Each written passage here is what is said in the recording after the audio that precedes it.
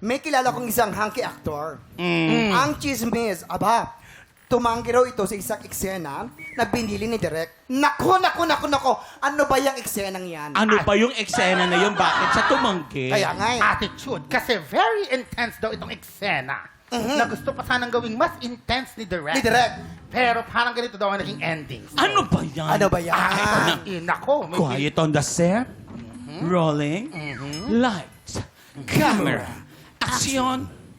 Hunky actor. Gusto ko kasing gawin mas intense yung eksena. Mas intense sa pagpapadeport ko sa'yo. So ang gagawin ng co-actor mo, hahaplusin ka niya sa mukha, tapos bigla niyang hahawakan ng iyong belt. Yung sinturon mo. Okay, Direk. Alam mo, Direk, kayang-kaya ko yan. Ano bang klaseng hawak po ba sa ball ang gusto nyo? Teka, Direk. Huwag naman po sa belt. Iniingatan ko po itong sintron ko eh. Pwede ba nga dito na lang sa necktie ko, Direk?